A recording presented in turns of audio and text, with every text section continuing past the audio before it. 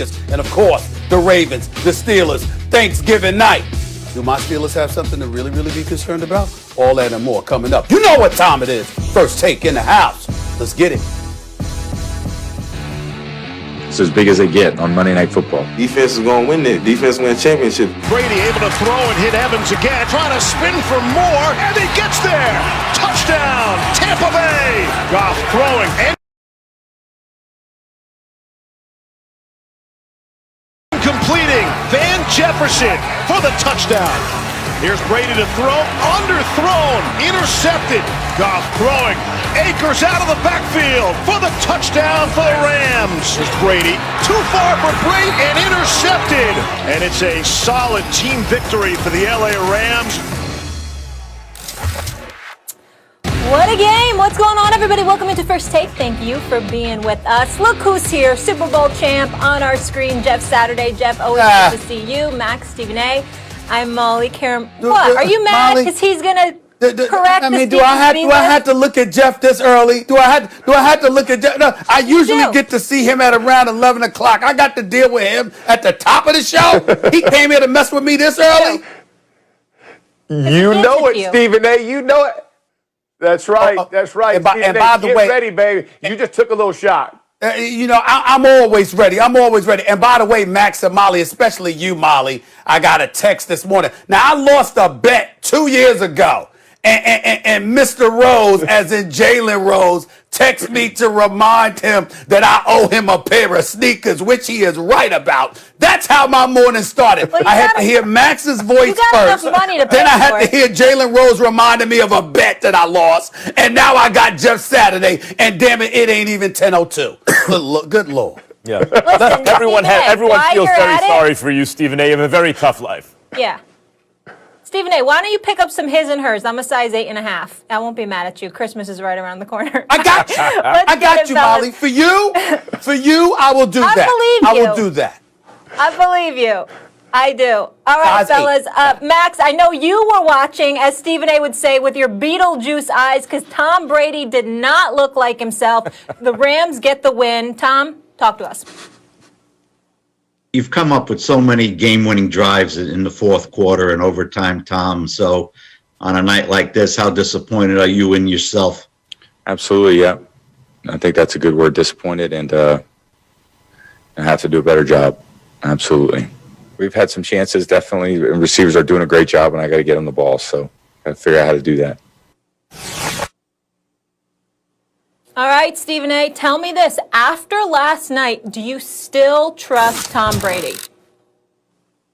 I do. I don't like what I saw last night. I'll be the first to admit that. But when we talk about whether I trust him or not, I'm going to go to somebody's body of work as opposed to, what they've done in the immediate moment. I'm not going to be a prisoner of the moment when it comes to Tom Brady. Certainly, he was overthrowing receivers. Certainly, that he's leading the league in incompletions with 20-plus yards. I think he's got about 33 incompletions on the year. We know that's not impressive. He's completed about 25% of his passes for 15 or 20 yards plus. So we get all of that, and we understand it. And when you got Chris Godwin, Mike Evans, Gronkowski, and of course Brady, and of course Antonio Brown, there is simply no excuse for it. Tom Brady's got to get his act together because the losses that he has incurred this season has been against top quality teams. But what I would remind everybody is that he's supposed to have a veteran coach in Bruce Arians that would ask him to stop throwing those damn things. Why don't you throw some intermediate passes? Why don't you run the damn football? You've got Ronald Jones. You've got Leonard Fournette. Leonard Fournette is no slouch. You got him there for a reason. Engage in some ball control. Move the chains. Run the damn football, for crying out loud. It's not just the receivers that are out there with your 43-year-old quarterback. It's those running backs as well. Take some of that pressure off of Tom Brady. And, oh, by the way, I'm not going to let the defense off the hook. I know numbers-wise, they're one of the top defenses in the league, led by Todd Bowles, who obviously is a stout defensive coordinator. But Two of the days where they really wet the bed was when they got blown out by New Orleans, and then last night again. No pressure on Jared Goff whatsoever. He sat back, took pictures, called this lady, said, "I'm coming. What time you want dinner tonight? Let's hang out afterwards," etc., etc. I mean, there was just no pressure whatsoever. I mean, he was standing back there taking pictures, for crying out loud. So I look at all of those things and I'm saying, this is the ultimate team sport, is it not? It's football. It's not just one side of the ball. It's three sides of the ball. Special teams. It's defense. It's offense. It's also not just a quarterback. It's your head coach. It's your offensive coordinator. This is about the third time this year. Correct me if I'm wrong, Jeff Saturday. This is about the third time this year, at least, that we have looked at the Tampa Bay Buccaneers and said schematically, we are not impressed with the game that's been called by Bruce Arians and Byron Leftwich. We're not impressed. And so somehow, some way, they've got to get it together. The question is, do you trust that Tom Brady will? And I'm saying, even at 43, with these multitude of weapons, with what I've seen him do in good moments this year, I believe that when it's time, he will show up. You're going to have to show me differently. Until I see it, I'm not going to believe otherwise. When we ask the question, do you still trust Tom Brady? We mean in the moment of truth, game on the line. Here's the ball. You got a minute left or something like that. Are you going to lead him down the field? That's really what we're talking about, because I have acknowledged Tom Brady can still play quarterback. At his age, it's remarkable. And yes, he has weapons all around him. Whatever you want to say about Bruce Arians right now, Bruce Arians is a well-respected and good NFL head coach, right? No one's saying Bruce Arians is no good, or that people don't respect Bruce Arians. He has a solid reputation. So, look, do you still trust Tom Brady? They really needed a win last year in New England against Miami on the, in the last week of the season. Last game of the season, they needed that win in Miami so they could have a bye in the first round, so they could have home field. They lost to Miami.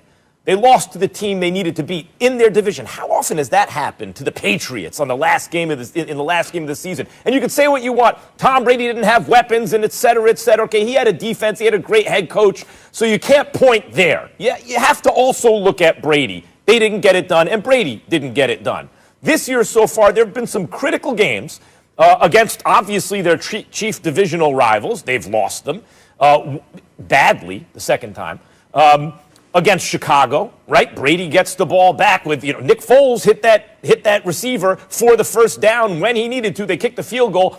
They left too much time for Tom Brady. Oh boy, you gave Tom Brady the ball with time on the clock. Here it comes. No, it didn't. He had tough throws to make, it's true, but he didn't make them. And then he had a mental breakdown. Now, do I trust Tom Brady to rebound, to lead his team, to make sure they clean up the errors from the week before? Yeah, I trust him in that way. But I think we're talking about more than that. We're talking about the great Tom Brady, who, here it is, the moment of truth, go get it done.